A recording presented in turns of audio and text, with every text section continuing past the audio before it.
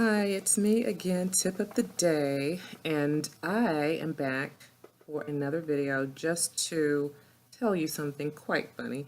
The last video I did about The Giver, the film The Giver, the whole point of me doing that video in the beginning was to talk about how the movie ended. Because when I was thinking about ideas as far as how I was going to present my next videos, I wanted to present it because of how the movie ended and how I found it correlating to the entire Flat Earth movement. But because I just celebrated a birthday, I think I just kind of forgot about it until later. And I said, you know what, I didn't even bring up that point. That was the biggest point that I was trying to make in the video. But the movie was very deep, and I hear the book is even deeper. So that is why I was able to still pull out so many elements to the movie. But so with that being said, going back to the film, it says that once again, this is a spoiler alert. So I just want you to pause this if you are still wanting to see the movie and you haven't seen it yet. Okay, do so at this time. But, okay. The main character, again, Jonas, and he is the receiver of memories, and Jeff Bridges plays the giver in the movie. And, of course, it's Jeff Bridges' job as the giver to give all of the past memories to the receiver of memories. Now, in the movie, it shows that his daughter, Jeff Bridges' daughter, played by, oh gosh, Taylor Swift. There we go. The kids will be like, Mom, I can't believe you. Taylor Swift played his daughter, and her character committed suicide because she could not handle the weight and just the trauma of finding out all of these secrets and having to hold on to all of these. Who's that? Thanks. I'll show you. This Rosemary, feelings of the despair previous and receiver. anguish. She's the one they all talk about. Loss and all of those emotions that were no longer allowed No in longer the community. So Jonas is Except the here. new receiver of memories. And in my memory. And as I said, Jeff Bridges is the giver, who is giving him all this She information. was So in as training time only goes 2 on, short months. Jeff Bridges' character name, Like you.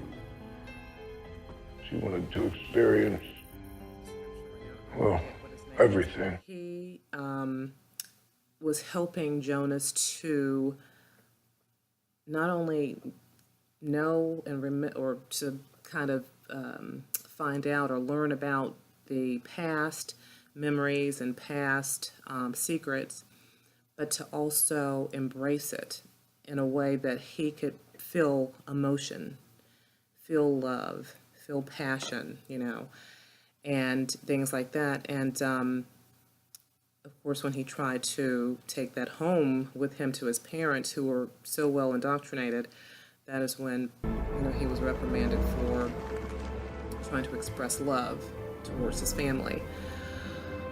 But anyways, so as I said, When I went over the edge, outside of the we shouldn't community think. was a place called Elsewhere. It was a miracle.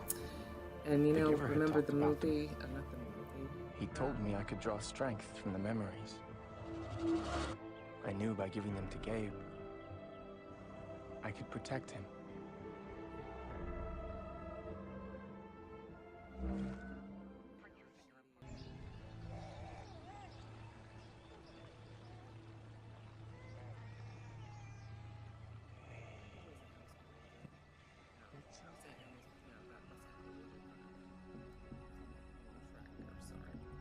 But yes, the place beyond the border of the community was Nothing the giver called had shown me had prepared me for the voices in my Elsewhere, outside of that. And that is where, if you could get beyond that border, as Jeff Bridges' character told him, the giver, he told Jonas that that was what he needed to do to get outside of that community. And once he could do that, then that would unlock all of the secrets from the past. So, and it would release the memories.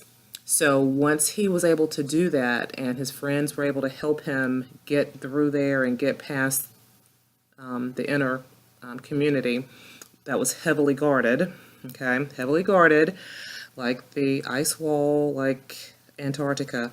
On a sled, he rode in, and once he got past that point, it released memories and color came back into the community. Remember, I was saying that it had no color. It was just all white, just completely bland. And so he was able to get through there, and it brought memories back into the community. And, his family realized what they were doing. His father was responsible for aborting babies that were not, they would pick the best baby out of the, I guess they would consider it a litter, because that's how they treated the babies. But once he realized what he was doing, because he was about to actually release, that was the word for killing or euthanizing Jonas's girlfriend, because she was helping him to, get all of this done. So, he stopped what he was doing because, the feeling of morality came back. And then his mother, once again played by Katie Holmes, she cried for the first time because then she felt love. She actually felt what loving someone felt like. So when I saw the movie, at the time, of course, I didn't really make the correlation, but I said, this is so much like the journey of finding out the earth is flat, and just because it resonates with you. I mean, for me personally, it just resonated early on. It was something, like I said, years ago, but really the past year and a half, when I was just constantly being confronted with the topic. And it just resonated with me, with my soul. I was like, this is it. This is truth. This is real. This is what is real. This is the truth. And I mean, it really affected me. It just made me feel like I've got to share this testimony. And I said, out of everything, because I'm a Christian, as you know, and one of the main things when you try to witness to people, it can be hard just trying to, because all you have to do is plant the seed. You may not see the harvest, you may not see the fruits, but if you know that you're planting the seeds of truth. So that is what I try to do. But let me set this up here. Okay.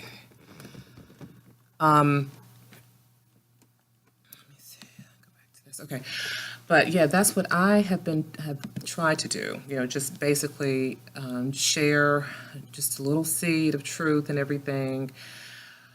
But nothing that I have seen personally has been more effective than people waking up to the fact that the earth is flat. So just like the movie The Giver, the awakening of the flat earth, the movement, the change of heart, and just the whole demeanor changes with people. It's like the light switch is turned on and they become a new person. Their whole outlook on life is so different now. It's changed them. It's spiritual. It's spiritual. It's basically you coming into the knowledge of your Creator. It's like, oh, there you are. Because all this other time it's like, well, prove Him, prove God. If He exists, where is He? You can't deny Him with the flat earth. He's right here. And He created creation. He created us with purpose, meaning, intent. And so that awakening, that truth, that frees you, that frees your spirit, your soul, and you connect. Immediately you connect because you feel fulfilled. It's like seeking truth, all this, well, let me just, all these philosophical roads that we can take, these journeys, nothing really can compare to finding out the truth as far as, oh, God created me. God created this earth for me to live on. He loves me. He's watching me. He cares for me. He loves me. You can't beat it. You can't beat it. So when we throw out the lies about things like gravity, the gravitational pull, that gravitational pull is just the pull away from the truth, because once you continue to embrace something that you can't even measure or say, oh, that's exactly what this is, and, you drop something and you're like, oh, what made that happen? What made this pencil drop?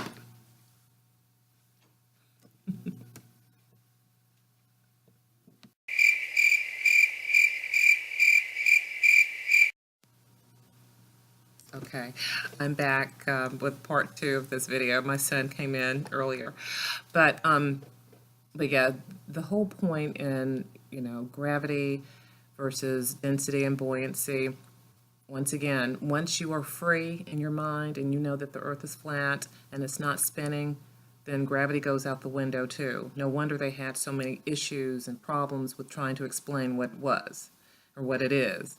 It was just that force that we all had to believe in that worked sometimes when it wanted to, and it didn't work sometimes. It's like it just lets helium balloons float up in the air. Oh, that's not buoyancy. That's just the wind taking it. I'm like, is gravity keeping everything down or not? You can't have it both ways. So, but basically, as I said before, it just is unraveling the lies, and people are just coming into the knowledge, and they are understanding better that, hey, you know what? We were created with purpose, intent. The earth is not spinning. It's flat, it's stationary. There's no need for this magical force called gravity when we have density and buoyancy, and that is how we explain everything. Things with mass, things that we can measure, observe, see, things like that. So the awakening is real, and I am just so grateful for the conscious movement, and that people are really understanding how we have, even though we've been lied to, the truth still beats it. It's like we have not been defeated, because people are waking up with a whole new purpose now to spread the truth about the flat earth. And that's only going to lead to one road. I pray. I know that there are some people who still, they may be believing in false gods still, but I pray that this truth will continue to lead them into truth. As Jesus Christ is the Savior, whether you want to believe it or not, whether you want to accept it or not. Because the thing is, the difference is that, you see, there is the truth. There's an absolute truth. And then there are things that have come along the way, philosophies, things like that, to steer us away, And even though with my children, for example, they are learning about gravity right now in school. They're both, not learning about it, but that's something that they're on in their chapter readings and everything, and just I basically tell them to go along with it, just as we had to learn Greek mythology and Roman mythology, and we learned about fables and things like that, to basically just treat that part of it the same way, and just to get the answers right, like study and just put down those answers. But, you know, they are getting definitely more on board every day. You know, sometimes they'll go back and they're like, I don't know, I think the earth is still a ball. But then they'll be like, no, the earth is flat, Mom. Yeah, we're not moving, are we? You know, the earth is not spinning. Oh, there's a mosquito. It's not spinning, is it? You know, and the sun is right there, because, you know, the day of the eclipse, it was like just watching the moon, the full moon. And I said, look at that. I mean, I said, it's the exact same size. It looks just like... And that's twilight, or the penumbra. I looked at it for 10 seconds. I still didn't go blind. But you can tell it's alive. Lies! Now I can't see because my vision's all whacked out. Yeah, I know. See a foot. Theorists, realists, look at it, but they just, you know, this is truly the information age, and so there's so much that is hard to keep from them. But I try to give them discernment. I'm like, discern everything that you read, that you see, because you can't protect them from everything. But I do let them know, you know, I let them watch flat Earth videos, and it's life-changing. It's life-changing. So I just pray that we can all get to that place where we can just say, you know what, I am not going to let this world be my God. I'm not going to let this system to make me think that I can't even trust my own eyes. Like when you say, I can't believe my eyes, is that where it came from? Yes, you can. You know, you can believe your eyes. If they're, you know, good eyes, if you put on your glasses if you need to see better. But yes, you can, you know. So I think that's going to do it for this video. I don't want to make it too long, but I just wanted to kind of recap the giver again, because I forgot to give the most important message of the whole video the last time. So as always, I ask that you leave your comments. Please like, subscribe, and share. And until the next time, God bless you, and you take care.